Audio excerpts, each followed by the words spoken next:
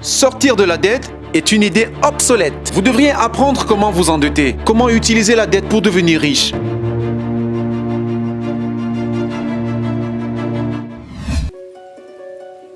Il y a en chacun de nous un pauvre. Il y a encore un pauvre en moi. Il y a aussi une personne de la classe moyenne. Et la personne de la classe moyenne veut la sécurité. Elle veut un salaire régulier.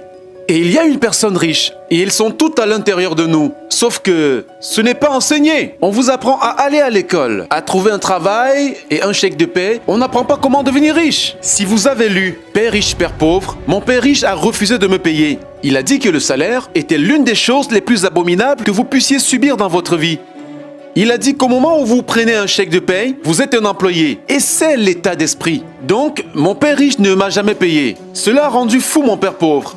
Vous savez, un employé du gouvernement dira toujours « Vous devez payer les gens !» Et mon papa riche ne disait pas que le chèque de paie était quelque chose de mauvais. Il ne voulait juste pas être esclave de l'argent. Donc, en tant qu'entrepreneur, vous savez, si mon père riche se plie, j'essaie juste une autre entreprise. Je n'ai pas besoin de chèque de paie. Je n'ai besoin de personne pour prendre soin de moi. Si mon gouvernement ne m'aime pas, je déménage dans un autre pays. Parce qu'ils ont besoin d'entrepreneurs. Donc, l'entrepreneur n'est pas tant que cela l'entreprise. L'entrepreneur, c'est vraiment l'état d'esprit et les compétences. Et un ensemble de principes. Vous voyez, je n'exploite pas les petites entreprises. Les petites entreprises ne fonctionnent pas selon les mêmes règles que les grandes. L'entrepreneur est d'abord un état d'esprit, un ensemble de règles, de compétences. Et selon que vous soyez un employé ou une petite entreprise, les règles sont différentes. Les mentalités sont différentes. Les compétences sont différentes. Si vous pouviez dire quelque chose à quelqu'un qui n'a jamais été entrepreneur et envisage de faire un acte de foi pour devenir un entrepreneur, que pourriez-vous lui dire? Eh bien, je vais juste leur dire la même chose qui m'est arrivée. Vous savez, mon dernier chèque de paie, je me souviens clairement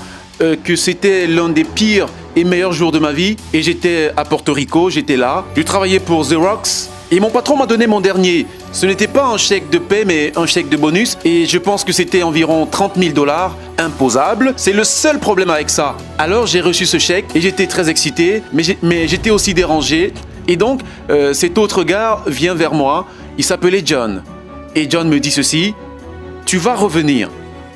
Et je lui ai demandé pourquoi. Il me répondit « Parce que tu vas échouer ». Je l'ai regardé et j'ai dit quelques mots grossiers parce que c'est ce qu'il a fait.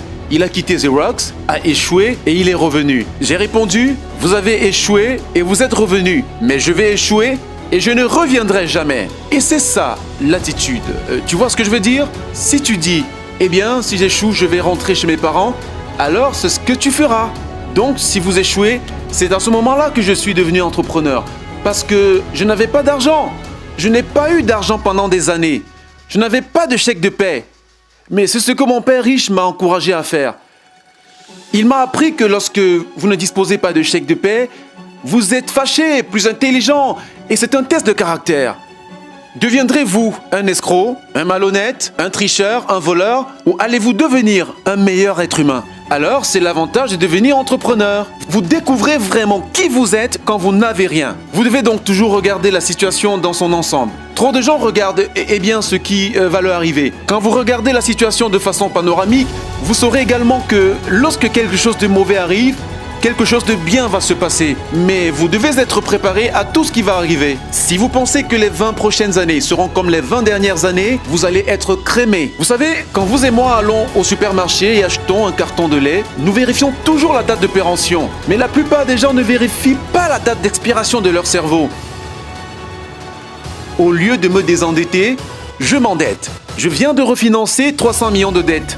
Je suis passé de 5% à 2,5% d'intérêt. J'ai fait fortune. Chaque mois, plus d'argent entre parce que mon coût d'argent a chuté. Alors que certains experts financiers disent de se désendetter, moi, je demande d'apprendre à utiliser la dette. Vous voyez, quand je suis revenu de mon service au Vietnam en janvier 1973, la première chose que mon père riche m'a dite a été « Va à l'école pour investir dans l'immobilier ». Ce n'était pas l'immobilier, c'était comment utiliser la dette et les impôts. Les dettes et les impôts enrichissent les riches.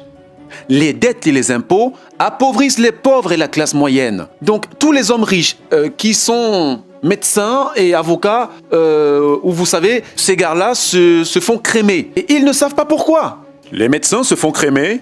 Bien sûr, ils gagnent plus d'argent, mais ce qu'ils ramènent à la maison est moins. Vous savez, mon médecin m'a juste crié dessus qu'il était heureux et il a dit Devinez ce que j'ai finalement gagné? 1 million de dollars. Et j'ai dit, ouais, c'était il y a à peine 3 semaines. Et donc, j'ai dit, combien payez-vous d'impôts? Il a répondu, 750 000 dollars d'impôts. Son net était donc d'environ 400 000 dollars. Ce n'est pas mal, mais quand je gagne 1 million de dollars, ce n'est pas mal. Mais quand je gagne 1 million de dollars, je gagne 1 million de dollars. Et la raison en est que je n'y arrive pas en travaillant pour de l'argent. Vous voyez, si vous travaillez pour de l'argent imposé, c'est pourquoi la leçon numéro 1 de Père riche, Père pauvre est que les riches ne travaillent pas pour de l'argent. Nous créons plutôt des entreprises en tant qu'entrepreneurs. Nous acquérons des biens immobiliers, je réinvestis en bourse. La raison est donc qu'en tant qu'entrepreneur, j'ai plus de contrôle sur mes revenus. Combien je gagne, combien je paye d'impôts. Parce que je suis un entrepreneur ainsi qu'un investisseur dans l'immobilier, je ne paye pas d'impôts. Donc, à chaque fois que je gagne, disons, environ 1 million de dollars, en tant qu'entrepreneur, je l'investis immédiatement dans l'immobilier. Et j'ai pas de 4 contre 1. Alors, je mets 1 million de dollars dans l'immobilier, je reçois 4 millions de la banque. C'est pourquoi j'aime les banques. Mais les banques abusent de tout le monde, vous savez, c'est terrible, mais bon pour moi. Je pensais que vous aviez dit que lorsque vous imprimez, c'était bon pour vous, mais quand vous imprimez, c'était mauvais pour des gens qui travaillent pour de l'argent. Parce que lorsque vous imprimez, les épargnants sont crémés. Et les gens qui travaillent pour de l'argent sont crémés.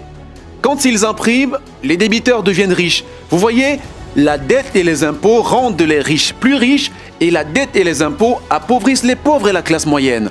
Lorsque nous avons des idées obsolètes, nous aurons des résultats obsolètes. Alors que se passe-t-il pour la plupart des gens? L'idée d'aller à l'école, trouver un emploi, travailler dur, d'économiser de l'argent, sortir de la dette, d'acheter sa maison parce que c'est un atout et d'investir à long terme, c'est dépassé. Le monde a changé. Le monde a changé en 1971 lorsque le président Nixon nous a retiré de l'étalon or et l'argent est devenu une dette. Et si nous nous débarrassions de l'école, que se passerait-il? Non, je dis que l'éducation était plus importante avant. Elle est simplement obsolète. Vous savez, il y a la loi de mort qui stipule que l'information double tous les 18 mois. En d'autres termes, tout est obsolète tous les 18 mois. Donc, c'est un phénomène récent. Alors, quand tu sors de l'école, tu es déjà obsolète. Et c'est pour cela que je suis le vieux. Tu sais, je rencontre mes amis, je suis allé à Harvard et j'ai dit « Ouais, ça fait combien de temps il y a 50 ans? Aujourd'hui, les banques vous facturent des intérêts pour économiser de l'argent. En d'autres termes, les banques ne veulent pas de votre argent parce qu'ils en ont trop imprimé. C'est pour cela qu'il y a des bulles et des actions et des bulles dans l'immobilier et tout cela. Les gens se débarrassent de l'argent liquide parce que, comme je l'ai dit ici, les épargnants sont des perdants et l'argent est une poubelle. Et pourtant, les gens disent « Eh bien, je veux un emploi bien rémunéré. » Eh bien, c'est une idée obsolète. Sortir de la dette est une idée obsolète. Vous devriez apprendre comment vous endetter, comment utiliser la dette pour devenir riche. Et ils ne vous apprendront jamais les impôts. La raison pour laquelle le 1% est très haut ici et les 99% vont dans cette direction, c'est que lorsque vous imprimez de l'argent, 2 choses se produisent. L'inflation et les impôts. Cela les écrase. Et tout entrepreneur qui pense « je veux juste gagner de l'argent » et démarrer une entreprise et gagner beaucoup plus d'argent parce que c'est de cela que nous parlons, ils doivent vraiment sentir l'homme des roses. Vous savez, ce n'est pas ce que sont les vrais entrepreneurs. La plupart des entrepreneurs, il y a 28 millions de propriétaires de petites entreprises en Amérique, 24 millions sont des entrepreneurs indépendants, ils sont appelés entrepreneurs non salariés.